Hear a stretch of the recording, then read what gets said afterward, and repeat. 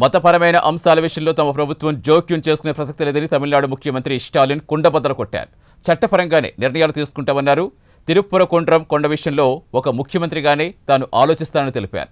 అలాగే మతమనేది వ్యక్తిగత విషయమని తాను నమ్ముతానన్నారు ఆయన. అంతేకాదు ఎదుటివారి మత విశ్వాసాలు తాను గౌరవిస్తానని తాజాగా విడుదల చేసిన ఒక వీడియోలో ముఖ్యమంత్రి స్టాలిన్ స్పష్టం చేశారు.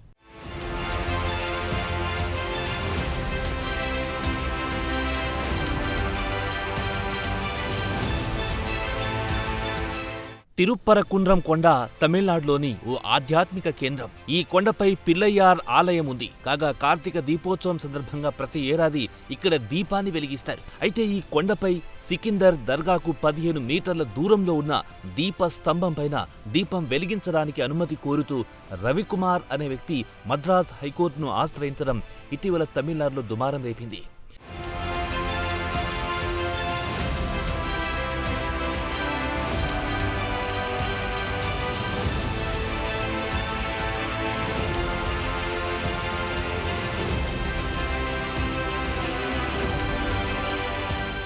అంతేకాదు తిరుప్పరకుండ్రం కొండపై దీపం వెలిగించే వివాదం చివరకు రాజకీయ రంగు పులుముకుంది. తమిళనాడులోని కోట్లాది మంది హిందువుల మనోభావాలను డిఎంకే సర్కార్ గాయపరిచిందని భారతీయ జనతా పార్టీ ఘాటు ఆరోపణలు చేసింది.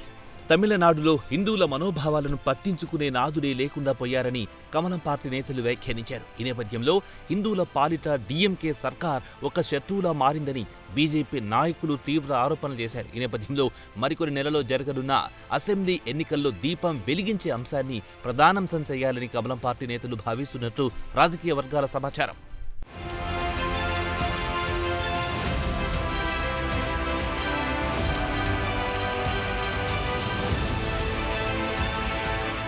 కాగా త్వరలో తమిళనాడులో అసెంబ్లీ ఎన్నికలు జరగబోతున్నాయి. ఈ నేపథ్యంలో తమిళనాడు ముఖ్యమంత్రి ఎంకే స్టాలిన్ ఒక వీడియో విడుదల చేశారు. ఈ వీడియోలో పరోక్షంగా తిరుప్పరకుండ్రం కొండపై దీపం వెలిగించే వివాదాన్ని ఆయన ప్రస్తావించారు. ఈ వివాదానికి సంబంధించి ప్రభుత్వ వైఖరిని ఆయన మరోసారి తెలియజేశారు.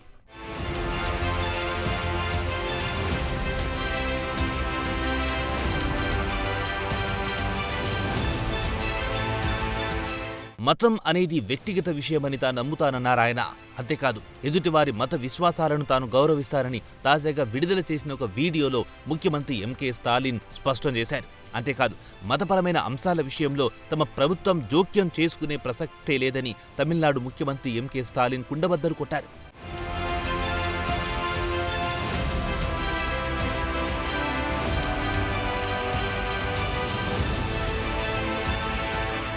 తిరుప్పరకుండ్రం కొండ విషయంలో ఒక ముఖ్యమంత్రిగానే తాను ఆలోచిస్తానన్నారాయన. అంతేకాదు తాను దైవాన్ని నమ్ముతానా లేదా అనేది అప్రస్తుతమని స్టాలిన్ వెల్లడించారు.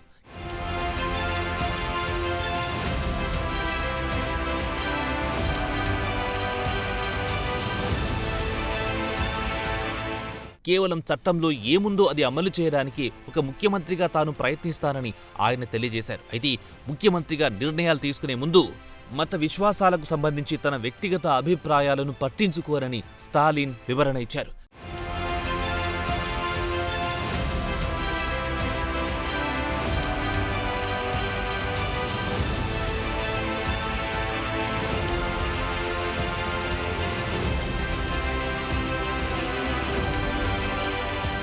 కానీ ప్రధానంగా పెరియార్ సిద్ధాంతాల ఆధారంగా పుట్టిన పార్టీ డిఎంకే. అంతేకాదు డిఎంకే మొదటి నుంచి హేతువాదానికి పెద్దపీట వేసింది.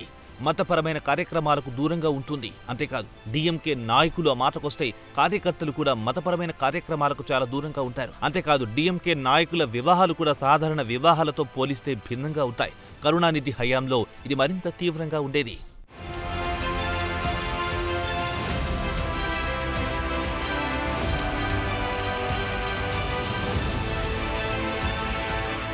అయితే కాలక్రమంలో డిఎంకే పార్టీ కూడా లిబరల్గా మారింది. మతపరమైన కార్యక్రమాల పట్ల ఉదారవాద వైఖరి అవలంబించడం ప్రారంభించింది. అంతేకాదు డిఎంకే నాయకులు కూడా అందరిలాగే సాంప్రదాయ పద్ధతిలో వివాహాలు చేసుకోవడం మొదలెట్టారు.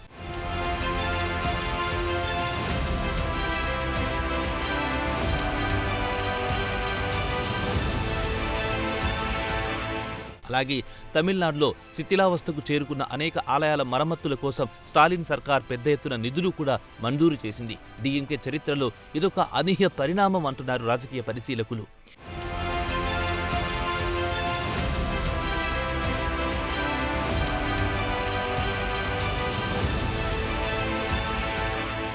ఏదేమైనా మారుతున్న కాలానికి తగ్గట్లుగా డీఎంకే కూడా అనేక అంశాలపై తమ వైఖరి మార్చుకుంటోంది.